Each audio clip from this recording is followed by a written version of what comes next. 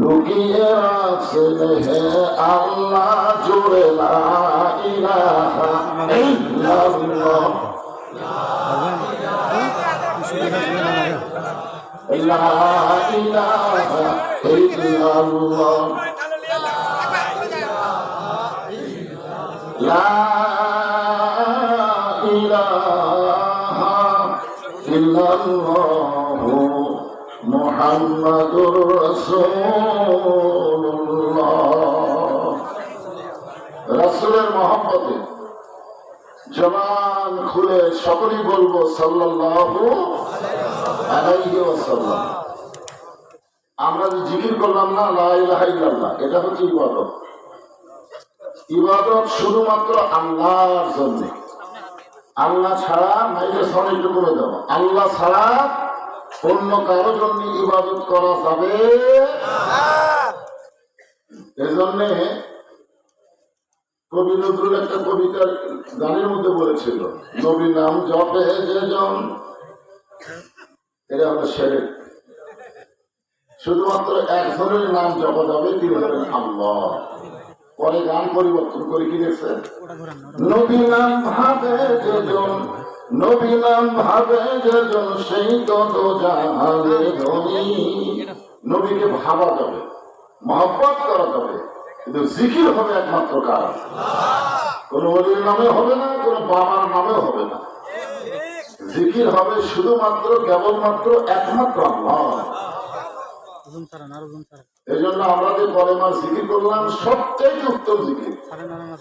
হাদিস শরীফে বলা হয়েছে আফজালুজ জিকির লা ইলাহা ইল্লাল্লাহ। এই জিকিরটা যখন শেষ হয়ে গেল তখন আমরা কি করলাম, মুহাম্মাদুর রাসূলুল্লাহ।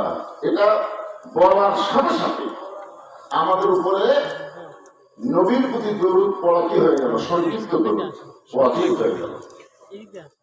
আলী রাদিয়াল্লাহু থেকে বর্ণিত যে নবীর নাম উচ্চারণ করলো, নবীর নাম উচ্চারণ শুনলো, এরপরে নবীর প্রতি যে ব্যক্তি দরুদ করলো না, সে হলো সবচেয়ে বড় কৃপণ।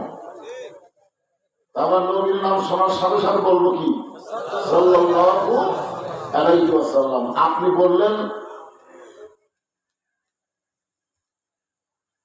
সেদিন ওয়াজ করছি ধনতলা মামুদপুর নাকি, আজকে হচ্ছে আলী মামুদপুর, খালি মামুদপুরি।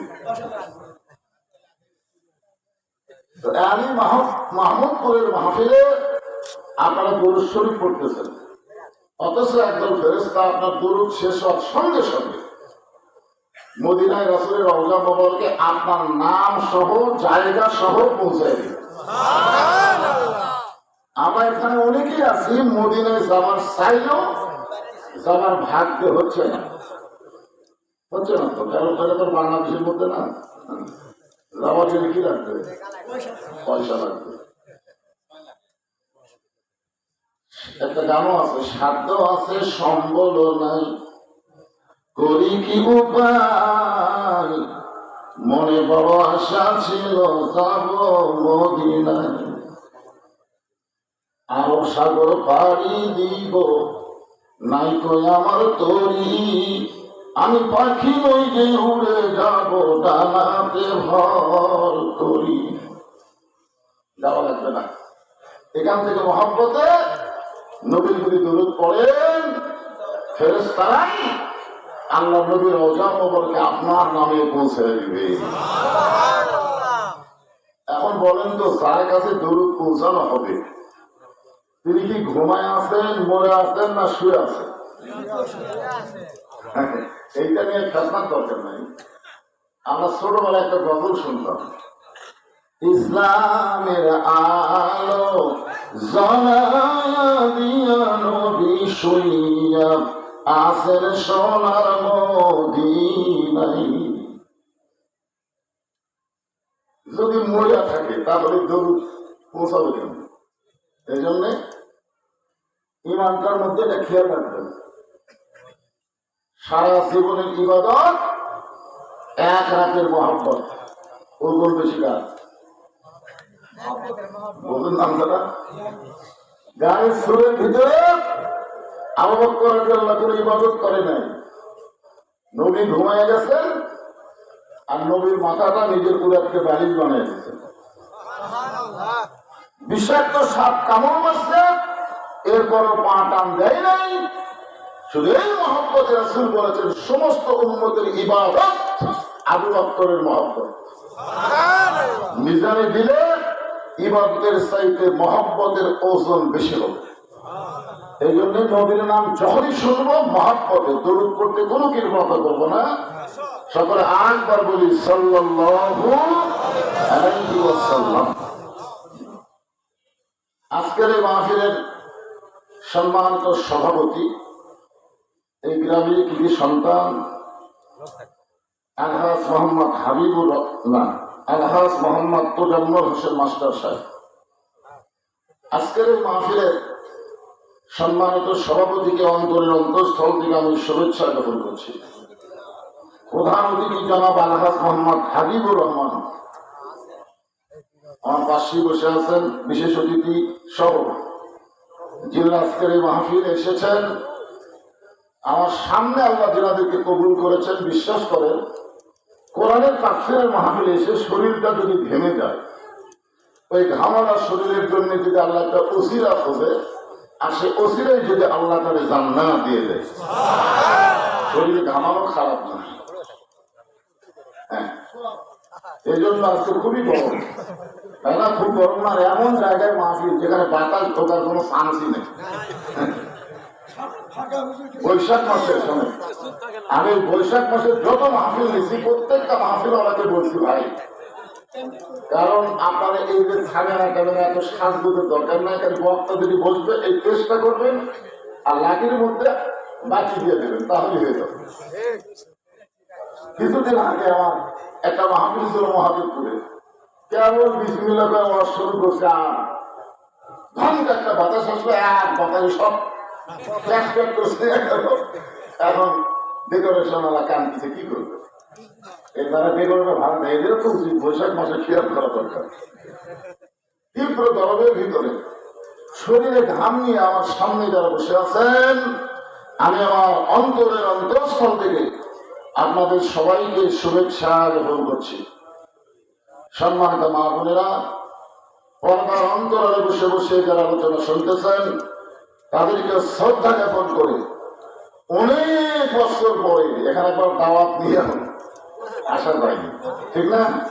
মাহফিলের ঠিক একদিন আগে আমাকে বলতে হুজুর দিল না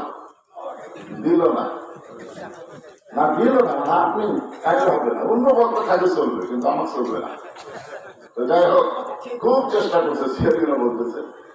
আজকে আপনাদের সাথে আমার দেখা হলো, এই মুহূর্তে কুশল বিনিময়ে জানতে চাই আপনারা সকলে কেমন আছেন? আলহামদুলিল্লাহ রাব্বিল আলামিন।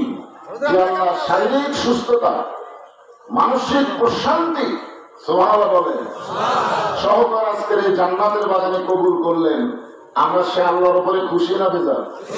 তারপরে জবান খুলে সমস্বরে সকলে বলবো রব্বানা লাকাল হামদ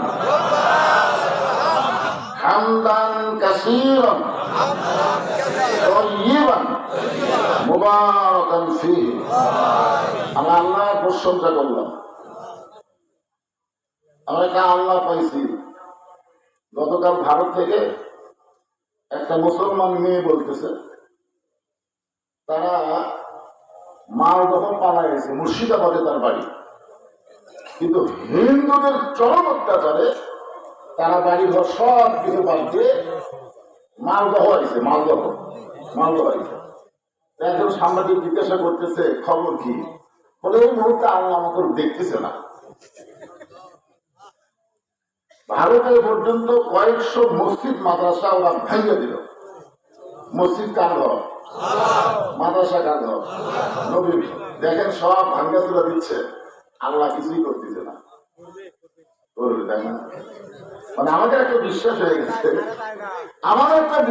গেছে, 41 সালের আগে যে নাম্বার চাইনি, এমন সময় বলেছিল অহংকার করে দেশ আমার বাবা। আল্লাহ ধরে না, ধরলে কিন্তু ছাড়ে না, এটা আমরা দেখছি। আজকে ফেসবুকে দেখলাম ইসরায়েলের ইহুদির 412 জন সৈন্য মারা গেছে।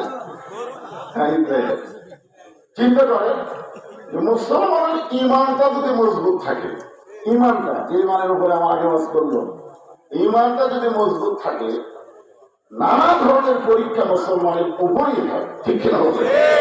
আমি যে আজকে আয়াতে কারিমা তেলাওয়াত করলাম, এইটাই আজকে আমার বিষয়। আল্লাহ বলতেছেন ইজা মানে যখন আসাবাতুহুম মুসিবা, তোমাদের উপরে বিপদ আপদ মুসিবত আসবে, কলু তখন তোমরা বলবে ইন্না লিল্লাহি ওয়া ইন্না ইলাইহি রাজিউন। আমরা কখন বলি? আমরা বলি মানুষ যখন মারা যায়, মরার খবর শুনে আমরা বলি। অথচ এই আয়াতের মধ্যে মরার কোনো কথাই নেই। এই আয়াতের মধ্যে তো কষ্ট বুঝতে পারেন। ইজা মানে কি? যখন আসাবাতুহুম মুসিবা, তোমাদের উপরে বিপদ আপদ মুসিবত আসবে, তখন তোমরা বলবে ইন্না লিল্লাহি ওয়া ইন্না ইলাইহি রাজিউন। আপনারা বলেন তো যে ইন্না লিল্লাহি ওয়া ইন্না ইলাইহি রাজিউনের বাংলা অর্থ কি? একটা বাংলা অর্থ নাই। আমি একটা গান গাইছি, কি বুঝতে পারেন?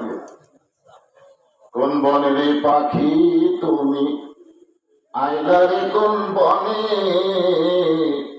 আবার কোন বনেতে যাইতে হবে পড়ছে নাকি মনে, মিশে মায়াই বন্দি থাইকা করলাম কত খেলা, পশ্চিমে তাকায় দেখো তোমার ডুইবা গেছে বেলা। সবাইকে জানতে হবে, ঠিক কেন বলে? আজকে যারা সাধারণভাবে মৃত্যুবরণ করতেছে তাদের যাওয়া আর যাদেরকে হত্যা করতেছে তাদের যাওয়া কিন্তু এক না, এক নয়। কারণ আমি এক মাহফিলে বলেছিলাম শেখ মুজিবুর রহমান মারছে না মরছে? মারছে। জিয়াউর রহমান মরছে না মারছে? জিল্লুর রহমান মারছে না মরছে? এই তিনটা রহমানই কিন্তু বাংলাদেশের প্রেসিডেন্ট ছিল। এই তিনটা রহমানই বাংলাদেশের প্রেসিডেন্ট ছিল। একটা শেখ মুজিবুর রহমান, একটা জিয়াউর রহমান, একটা জিল্লুর রহমান। কি বুঝতেছেন? যখন মতিউর রহমান নিজামীকে ফাঁসি দেওয়া হবে, তার আগে একজন উকিল এসে বলতেছে যে আপনি একটা দলের প্রধান, আপনি যদি রাষ্ট্রপতির কাছে একটা বাঁচার দরখাস্ত রাখেন আর রাষ্ট্রপতি যদি দয়া করে আপনার মাফ করে, তাহলে আপনার ফাঁসির দণ্ড হবে না। তাই আপনি এখন কি করবেন? রাষ্ট্রপতির কাছে কি দরখাস্ত লিখবেন? না না না, ওনাকে উকিল বলতেছেন। উনি তখন মুচকি মুচকি হাসতেছে আর বলতেছে, উকিল তুমি এমন একটা কথা বললা যে কথাটা পালন করা হলো শিরক, বেঈমানি। শিরক এবং বেঈমানি। কারণ মানুষ কোনো কিছু চাবে কেবলমাত্র কার কাছে? দরকার হলে ফাঁসির দড়ি গলায় দিব, কিন্তু রাষ্ট্রপতির কাছে মাথার দরখাস্ত লিখবো না। তখন উকিল বলল এই গুয়ার্গের কারণেই আপনার ফাঁসি হবে। তখন নিজামী সাহেব বললেন আমার ফাঁসি হবে কিন্তু আমার মৃত্যু হবে না। আচ্ছা এই কথাটা কেমন বলেন তো? আজকে ভারতে যাদেরকে হত্যা করতেছে, ফিলিস্তিনে যাদেরকে হত্যা করতেছে, আল্লাহ বলছেন তাদেরকে মৃত্যু বলো না। ইসরায়েল ইহুদিরা মরতেছে, ভারতের হিন্দুরা মরতেছে, কিন্তু আল্লাহ রাস্তায় মুসলমানদেরকে যাদের মারতেছে তারা মরতেছে না, বরং তারা চির অমর হয়ে যাচ্ছে। আপনার বলেন এই কথা কি আমার নাম লাভ? হ্যাঁ, তাহলে এখন আয়াতের দিকে খেয়াল করে খুব মনোযোগ সহকারে শোনা রাখবে। আপনাদের কাছে আমার প্রশ্ন হলো, আচ্ছা মানুষ মরলে আমরা কেন ইন্না লিল্লাহ করি? আপনারা কি জানেন? না জানলে বলবেন জানি না। আমি বড় বড় হুজুর বলছি, বড় বড় হুজুর। আমি তো আর কি হুজুর, আমার যারা পড়াতে সেই হুজুরদের বলছে, হুজুর আচ্ছা এই যে মানুষ মরলে আমরা ইন্না লিল্লাহ করি, কেন করি? হুজুরা বলতেছে আগে থেকে হয়ে আসতেছে। আগেকার হুজুরা কবে, আমরাও বলতেছি, পরের হুজুরাও কবে, সাধারণ মানুষও কবে। এই তো আমি চিন্তা করে দেখলাম এখানে তো মরার কোনো কথা নাই, তাহলে মরার পরে আমরা ইন্না লিল্লাহ করি কেন? একজন মস্ত বড় পয়গম্বর, নাম হলো মুসা কালিমুল্লাহ, নাম শুনছেন তো? উনি মাঝে মধ্যে তুর পর্বতে যেতেন। একদিন তুর পর্বতে গিয়ে দাঁড়িয়ে আছেন। আল্লাহ বলতেছে, মুসা কি খবর? মুসা বলতেছে, আল্লাহ আপনাকে একটা প্রশ্ন করার জন্য দাঁড়িয়েছি। তারপর বলে, মুসা কি প্রশ্ন? বলে, প্রশ্ন হলো আমার যা আছে আপনার তা নেই। আল্লাহ পাক মুসা, এই প্রশ্ন করার জন্য তুমি দাঁড়িয়ে আছো? তোমার যা আছে আমার তা নাই? মুসা বলতেছে, আল্লাহ হিসাব দেখলাম আমার যা আছে আপনার তা নেই। আল্লাহ বল, মুসা তোমার এমন কি আছে যে তাকে আল্লাহর নাই? মুসা বলতেছে, আল্লাহ আমার মৃত্যু আছে কিন্তু আপনার মৃত্যু নাই। আল্লাহ বলতেছে, ঠিকই তো তাই। মুসা বলতেছে, আল্লাহ আপনি শক্তির কারণে বাঁচতে পারবেন কিন্তু আপনি কোনোদিন মরতে পারবেন না, কারণ মরার মধ্যে যে কি মজা আছে এটা আমি মুসা পাবো কিন্তু আপনি পাবেন না। আপনার বলেন তো, মরার মধ্যে মজা না কষ্ট? তাহলে কোরআনের আয়াত আপনার পড়েননি? কুল্লু নাফসিন যায়িকাতুল মাউত, প্রত্যেকটা আত্মা মৃত্যুর স্বাদ গ্রহণ করবে। স্বাদ মানে কি? মুরগির তরকারি কেমন সেই মজা স্বাদ, গোস্তের তরকারি কেমন সেই মজা স্বাদ। তাহলে আপনি যদি গোস্তের তরকারির স্বাদ বোঝেন, মাছের স্বাদ বোঝেন, তো মরার একটা মজা আছে সেটা বুঝবেন না? মরার মজা কি? মরা কিন্তু লাগবে, যতই গরম লাগুক আর যতই দৌড়াদৌড়ি করেন মরা লাগবে। তাহলে একটা কথা বিশ্বাস করেন, কিন্তু আমরা সাধারণ ভাবে বলবো না, আমাদের মৃত্যুটা যেন জান্নাত পাওয়ার কারণ হয়। সুবহানাল্লাহ। যেরকম আজকে আমার ভাই বললেন, ওয়ালা তামুতুন্না ইল্লা ওয়া আনতুম মুসলিমুন, তোমরা মুসলমান না হইয়া মরিও না। আল্লাহ বলে, মুসা মৃত্যু তোমার কাছে কেমন মনে হয়? মুসা বলতেছে, আল্লাহ দুনিয়ার জীবনে আপনি যত নিয়ামত আমাকে দিয়েছেন, আমাকে নবীর নিয়ামত দিয়েছেন, কালিমুল্লাহর নিয়ামত দিয়েছেন, লাঠির নিয়ামত দিয়েছেন, বহু নিয়ামত আপনি আমাকে দান করেছেন। সমস্ত নিয়ামতের ভিতরে মৃত্যুটাই হলো আমার কাছে সবচাইতে বড় নিয়ামত। আপনারা সুবহানাল্লাহ সবাই বলবেন। বড় কি? আপনারা সূরা ফাতিহার সাথে কি বলেন? আনতা আলাইহিম। আল্লাহ তাদের মধ্যে আমাদের শামিল করো যাদের উপরে তুমি নিয়ামত খুশি হয়ে গেছো। সুবহানাল্লাহ বলেন।